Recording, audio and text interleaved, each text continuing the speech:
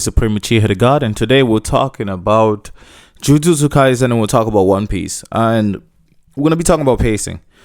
And I think there's been a lot of discourse about pacing, negatively especially.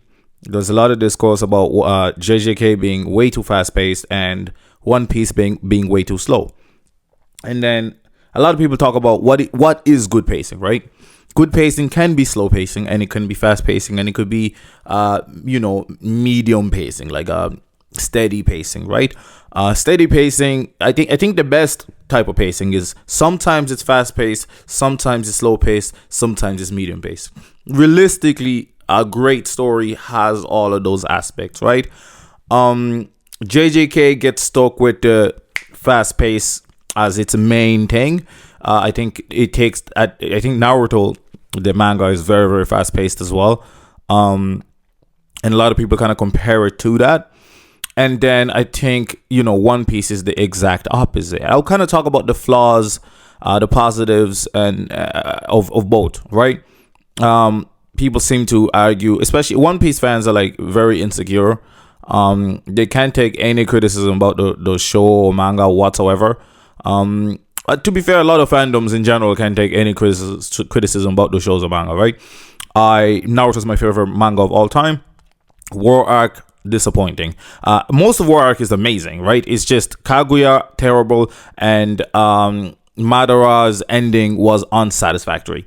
Those are facts. The Naruto versus Sasuke fight, I think, is one of the greatest fights in any manga, anime ever, period. Done. Kakashi versus Obito, sensational, 10 out of 10.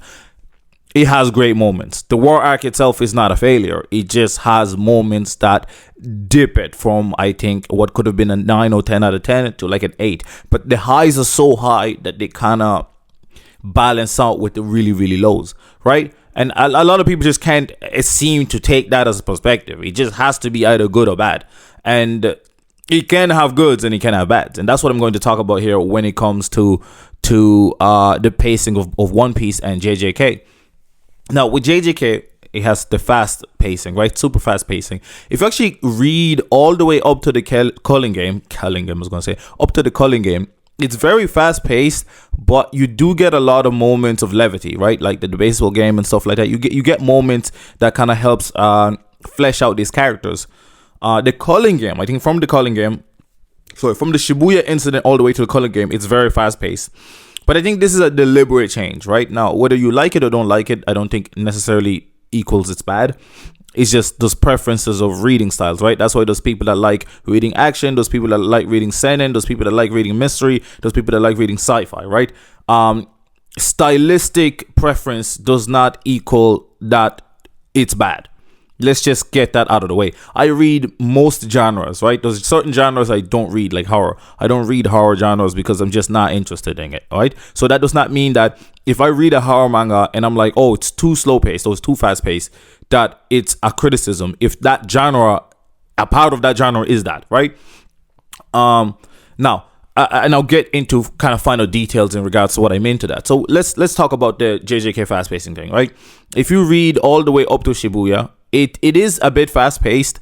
I think the thing that actually killed JJK is actually the poor translation by Wary, right? John Wary butchered the translation. When I initially started reading JJK, I didn't like it because I just didn't understand what was going on. And the problem was, I realized, was the translation. I was reading the official translations and I was freaking confused. I was like, what is going on? I knew what was happening, but the text that was telling me some other shit. And I was like, this is not adding up. And I was very frustrated. I reread it all in TCB and now have a full understanding of the manga, or as much as I can anyway, as close to as full as I can. And I love it. I love the manga. It is fast paced, absolutely, but I think it goes breakneck from Shibuya onwards. But I think why I think this is purposeful is because we reach, I don't want to say a climax, but it is a dire situation, right? And people have this habit of, because this story did it this way, that every other story should do it that way. People have that habit because they liked it in this story that it should be done in that story. But everything is in service to the story, right? Everything is in service to the narrative. I think it was important for Jujutsu Kaisen to go fast paced after Shibuya, during Shibuya, because everything that happens there is it's chaos. The whole world is thrown into utter chaos, and as a result, people that you care about who didn't get full developments yet die. That's just how real life works, right? And it's important. It's kind of like Robb Stark, right? Now, obviously, Game of Thrones. Song Ice and Fire is sensational, right? I don't think any of these mangas I'm talking about are written as well as a Song of Ice and Fire. Okay, let's just the medium doesn't lend itself to the eccentricities to the same kind of methodical writing that a novel can provide, right? I just think that's the case. That's just it's just a limitation of the art form. The same way a film can't do what a book or a manga or a comic can do. It's the same thing. Now, it does not mean that a story, that's written as a manga or whatever can't be at that level, right? I think, I think Attack on Titan is pretty close, if not damn near there, right? So, and the pacing in that is essentially perfect, right? It's only 100-something chapters, and yet it covers so much. You have full character arc, everything. But JJK, I think, is on purpose not trying to do that. Right, I think let's obviously this video is going to contain tons of spoilers. Let's talk about a character that it hurt me that they died and they never the arc or the story didn't feel finished. Now I'll talk about its failures in terms of what the actual people think. I'm struggling.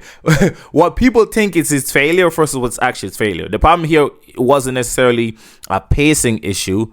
It was mostly a writing issue, right? It's just a character development issue or timing issue.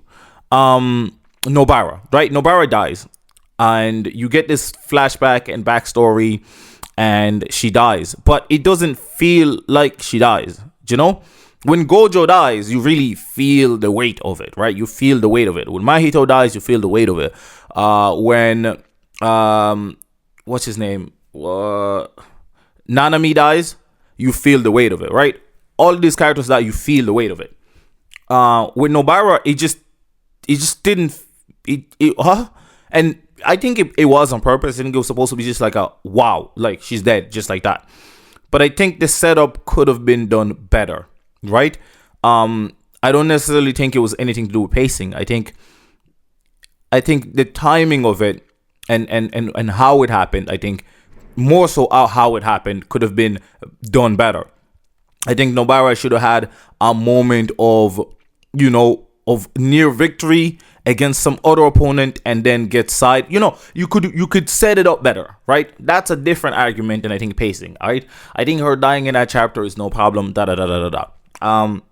Over time, I don't hate it as much. I don't dislike it. I just felt that it didn't serve her character enough that she just died. Let's talk about Maki, right? Excuse me. That sumo wrestling BS that happened in the middle of a fight with Naoya, horrendous, right? I think that was an ass pull. But I don't think that's necessarily a pacing issue. I think that's just a writing issue. That's just a general writing issue. To have that in there is just not good writing, right? You taken away from the battle to create a scenario of a training arc in the middle of a battle. It takes away from the weight of the battle itself. Because you're like, who are these characters, right? These characters just popped out of nowhere. And yes, we're told that characters, people have unlocked abilities, yada, yada, yada. Now where it is a pacing issue is there should have been a few chapters establishing a lot of these characters before we meet them. Instead of we just run into them with the characters that we're following, there should have been 2-3 chapters establishing some of the notable sorcerers that have popped up throughout, right? Throughout the story that, or in the Culling game that would kind of eventually come to rise, right? And therefore, when you meet them, you have some idea and inkling of them, and you know that they're also doing stuff while things are happening. So that way, when you meet them and they meet some of our characters, we're like, oh yeah, that's that character that we saw that was doing this thing, and this is the backstory. Instead of in the middle of it, boom, backstory, boom, like all that's bad pacing, right? because it makes it feel rushed. It's like, what the hell is going on? Like, you know what I'm saying? That should have been its own separate thing. That's a rushing and pacing issue. Okay? So I'm trying to differentiate with you guys the difference in the problems we have in the story, because a lot of people conflate, let's say, bad character writing, bad character arc, and all these things with pacing. Now, some of them pacing could have helped, but some of them is just like, pacing might have not just been the issue. It just could have been the situation that they were placed in. It could have been, just the overall narrative of the character. That could be its own issue, and it could connect with pacing, but it also could not. Now, with One Piece, let's talk about some pacing issues there. I'm also going to talk about some positive pacing issues in One Piece, right? I think if you look at the first few arcs of One Piece, mainly the first arc of One Piece, I think all of East Blue, I think, is paced fairly well. Apart from like the chapter where they meet that guy in the chest, I think, like, I understand what they were trying to do. I think I understand what Oda was trying to do, but I think he could have placed that better, right? He could have placed it somewhere that it mattered. He could have placed it in any of the islands that they go to, and they actually have some kind of impact in, because that chapter feels like a nothing chapter. It's just an information chapter, but that information could have been given a plethora of different ways. It did not need to be given in that way, right? He was stuck in that island because he thought there was a treasure there. Turns out the treasure was not there. It was empty, and he got stuck in there, and then he stayed there to protect the animals in that place, right? And it just kind of show that, like, just because you're looking for something, it doesn't mean you find it, right? It kind of showcases that this world is cruel, it's realistic, yada, yada, yada. They could have done that a plethora of a million different ways, rather than having a whole island just on that, and nothing really comes out of it apart from that information. I think that's a bad pacing issue, right? It did not need to be there. I think the fact that Usopp's character has barely progressed in 25 years is a writing issue, a character writing issue, not necessarily a pacing issue, because there's been tons and tons and tons and enough chapters in the story that there was space and room. We had way more irrelevant shit happen. There was enough space and room for Usopp to have had better character development. If you look at Enies Lobby and Water 7, I think Usopp had a major growth there because he left the team. He came back as king, you know what I'm saying? And he goes into a mission trying to save Robin by himself, into a dangerous mission. He shows bravery, right? Fast forward to to Dressrosa, and my man is too scared to even fight anybody, right? He's too petrified. He runs away when everybody gets turned into a doll, and he accidentally, wins the fight or whatever. But in Enies Lobby and in Water 7, he's purposely going into danger. He's using his bravery the same way he did when we first meet him. He's scared, petrified, but he goes into danger. But skip to way later in the story, and my guy is readily running away from danger. And it's like he's moving forwards and backwards consistently. And it just feels like reading it is not satisfying, because you're like, what is the role for this guy, right? His role isn't great anymore. He's pretty useless. Frankie can do everything he can do except better. So what is his role, right? He's not, he's the bravest. He is the bravest guy in the Straw Hats still, right? Which is crazy to believe, but I'm explaining why he's the bravest already in the Straw Hats, and it's not well, actually, yeah, he's the bravest. I think even ahead of Nami. Him and Nami are the only two characters in the Straw Hats and Nico Robin. Those are the three characters that can really be considered brave. The other guys are very fearless already, right? To be brave, you have to be standing, in fear. Something is making you afraid, and yet you can carry on. It was proven in what's the arc called, in a Thriller arc, that the other guys, none of the Straw Hats can deal with the amount of fear and doubt that Usopp deals with and continue to function. Usopp dealt with that fear. He was like, that shit wasn't even working on him, because he's already debilitatingly afraid consistently, and yet is trying to move forward. So it's frustrating sometimes when he's in a position where he definitely ought to move forward and he flees. And then he's in a position where, okay, it's kind of understandable for him to flee, and he doesn't. And it's like, it just kind of waters down his character a little bit. Now, not all the time this is the case. Sometimes it's perfectly fine that happens. But sometimes it is frustrating reading it. And I'm saying that because, I think it's important for us to understand, like, a lot of the problem I just talked about there aren't really pacing issues, right? I think a pacing issue for me in One Piece, for example, would be, let me think of like an arc that like just felt like this shit was just going on and nothing of importance was happening. I actually think Egghead Island had a pacing issue. Okay, and I'll explain why. And a lot of people are probably going to disagree with me, but it is what it is. I think Vegapunk's message was paced poorly, right? The message was spread out through so many chapters, and it revealed so much information that we already knew, not were guessing, knew, right? It told us that the One Piece exists. Yeah, we know that. It told us that Joe Boy fought the 20 other kingdoms. We also knew that. Like, it told us that the Mother Flame was called the Mother Flame. We also knew that, right? Now, the characters in the stories didn't know some of these things, okay? But the problem is, if you already know these things for hundreds and hundreds of chapters, and now the characters that you don't care about, most of them, right, after discovering this news, there's nothing for you to latch onto as the reader, because you're just getting information you already know, and you're just watching reaction of characters and people around the world that you don't give a shit about, right? I think that whole message should have been, the focus of like 2 chapters should have just been that message and only that message. No fights like, you can show fights in between, but finish that message in like 2 chapters instead of what is it, 8, 10 chapters, however many chapters, and then it cuts out and it comes back. I just think that whole thing was paced poorly, right? I think Egghead, in general, felt inconsequential. Now, it feeling inconsequential does not mean that it's poorly paced. Those are 2 different things. Do you understand? Inconsequential for me here means that nothing of significance enough happened, right? Now, when they defeated Kaido and Big Moms, like, that was a massive shift in the world. And Egghead was supposed to be another massive shift in the world. And yes, there was one. It just didn't feel impactful because it wasn't written in a way that made us, the readers, feel enough impact. It was impactful to the characters within the world, but not to the reader. And that's a failure in writing somewhere. Do you understand?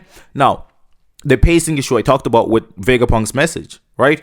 Another pacing issue I think we have, and a lot of people say that like JJK is super fast paced, but JJK is super fast paced, but it always shows fights from start to finish, essentially. Apart from Hakari, your boy been off-screening Urame for like 50 chapters. But Oda gets left off for also not showing fights. Blackbeard versus Law. You know what I'm saying? Kaino versus Kuzan. Like, you know what I'm saying? There's so many fights, top tier fight, the best fights that you're really looking forward to. I rarely ever showed, right? No, not all the time. Of course, we got Kaido versus the rooftop raid. We got Zoro versus King. You get full fights, but the fights that have been built up for much longer, like none of those fights were built up for the length of time that Akaino versus Kuzan would have been built up, right? The hype for that, Marineford and all of those little details, the fact that we met Kuzan way early, and he was a pivotal character. He's the reason why the Straw Hats even made it that far, because he allowed them, he gave them mercy, and the fact that then we saw how cruel Akaino was, and him punching a hole through Ace and doing all of these things, right? We thought we'd see that fight. We see the aftermath. Cool. Fast forward. We have an admiral finally fighting the Straw Hats. Finally, right? These guys got absolutely obliterated by him before, and we get this lackluster fight where one person is on a mission, that's Kizaru, on a mission to try to kill Vegapunk, and the other guy is, laughing, not laughing on purpose, but he's laughing and running around and making jokes and trying to stop Kizaru. And Kizaru ends up getting the kill, but then the two of them never really fight because Kizaru's priority was just to kill Vegapunk. And he was hurting inside. And the latest chapter proves it, which I've been saying for years, or not for years, since the fight happened, that, Kizaru was clearly nerfed. And he says it, when Akainu calls him, he says like, yo, like, you don't know how hard it was for me to kill my best friend. Like, come and see for your goddamn self if you want to see. You know what I'm saying? So I think that's the thing about it, right? I think then those fights being not great is a writing issue, okay? I think Law versus Blackbeard not being showcased, I think it's a pacing issue, but I also think that he's doing that on purpose. Oda's doing that on purpose because I think he doesn't want us to fully know how Blackbeard's abilities works. But I think he could have showcased more of the fight than he did. I think that's partially a pacing issue because there's no way you can show us a bunch of this random shit like the Giants groggy and then pulling back up. Like, I don't give listen, I'm not gonna lie to you. Like, I don't give a shit about those Giants at all. I'm not gonna lie to you. I'm looking forward to Elbaf because of Usopp. I do not give a damn about those Giants. I ain't gonna lie to you. I never once thought about those Giants. I never thought, damn, I can't wait for those Giants to come back. And hype culture, I think, JJK and One Piece do hype culture completely different. I think JJK, when it's hype, it's hype. One Piece, they hype it to the highest degree, and then you get the most fucking average reveal. It was like, what the I just think the leakers don't know how to leak properly. I'm not gonna lie to you. Like, JJK leaks, it's like, oh shit, it's gonna be oh shit. One Piece, whenever I hear oh shit, I'm like, bruh, I don't even want to read the chapter right now because now I'm expecting some shit and I'm gonna read this shit and I'm be like, where is the thing that these guys were hype about? You know what I'm saying? I don't know if that's a pacing thing, but I think that's an issue with creating suspense and creating excitement. Now, One Piece fans eat up anything, right? Let's just be honest. They've been reading the story for 25 years, so any crumbs, anything is like a meal to them, right? So that's fine. I'm a One Piece fan, but I haven't been reading it for 25 years. So I read it from start to all the way to Wano in a space of like a month, right? So I can understand somebody that read it, for 25 years to be extra pissed at the pacing, right? As someone that read it in like a month, I can see more clearly the pacing issues, right? I think Fishman Island was horrendous. I think that is One Piece's worst arc by a long shot. I think it is terrible in every metric, right? I think the characterization of Sanji was horrendous throughout. That boy kept bleeding out over girls. That shit was pathetic. You know what I'm saying? It was a gag taken overboard, right? And I'm glad that he hasn't, he's kind of reeled it down a bit. I mean, to some degree. Sanji is just a weird character in general, but that aspect of him anyway. But pacing issues wise, I think, Fishman Island was just poorly written in all aspects, including pacing. I think Whole Cake Island and Zao happening simultaneously, I think kind of messed up the pacing a little bit. Sometimes there can be such thing as too much going on. And JJK falls into that sometimes as well. Sometimes it's just too much going on. And you have to try to keep up with so many things all the time. And then sometimes there's just not enough going on. That's both the stuff. I think JJK doesn't really have that issue. There's always something going on. But I think that's really the difference between these two. Is I think One Piece is a drawn out story, right? Oda's initial plan was to last for 5 years. Right, allegedly. I mean, that's what I've heard. I've seen translations of it, but I don't know if it's 100% irrefutable. But that's that's what it's supposed to be. 5-year story, and it's lasted 25 years. If that's not a pacing issue, I don't know what to tell you. If the author's initial plan was for the story to last 5 years, and it's ended up 25 years, there's a pacing issue there somewhere. I'm not gonna lie to you. The fact that so many stories have come and gone before One Piece has completed. And I think these stories, like I think Attack on Titan, has done more with its characters in way less time while building the world up well, etc., etc. And I understand One Piece is a hard world to build. It's very exciting. I think it has so many beautiful things about it, including characters and stuff like that. It has so many beautiful things about One Piece. It's not a criticism or to showcase, how good is One Piece out of 10. This is not that. I'm just showcasing that both of these stories have their flaws when it comes to pacing, right? JJK can be way too fast paced and things can happen way too fast. And you're like, what the hell just happened? And One Piece can be lulling sometimes because you're like, God damn, bro. And then people be like, this is the dumbest argument I heard online. People were saying that One Piece is not a battle shonen, bro. I was like, are you stupid, bro? Like, are you dumb? Like, like what? Almost every single chapter has a fight. How the hell is that not a battle shonen? Like, what are we talking about? It's literally in the Shonen Jump magazine. Like, what what are people talking about, saying it's not a battle shonen like JJK? What are you crazy? It's a battle shonen. Dude, Oda himself says it. He writes this shit for boys that likes battles, you know, and he's glad that girls can also read it, that enjoy that shit. But that's what he writes. Like, what are we talking about? Like, what are you reading to think that it's not a battle shonen? Just because he has other layers. That's like every fucking story ever. Like, what? An action movie can have as many layers as he wants. It's still an action movie. Like, what are we doing? But that's the argument. I just want to kind of talk about both fan bases, and I think that, you know, irrefutably both have pacing issues. I think that's just, it is what it is. But it's not always to the detriment of the story. You know what I'm saying? I think One Piece, a part of its allure is that it's very slow paced. And, you know, like, imagine the story hasn't passed 5 years in terms of like within the story timeline, but it's been 25 years in real life. You know what I'm saying? I ain't gonna lie, that's a problem. That's a pacing issue if I ever seen one. Like, if it takes 25 years to write like 3 years of a story, like, that's a pacing issue. You know what I'm saying? You can actually argue the same for Game of Thrones, right? Or Song of Ice and Fire. The fact that will be, but you know, the thing is, when the books come out, the pacing in the book is beautiful. It's just those massive hiatuses between the books.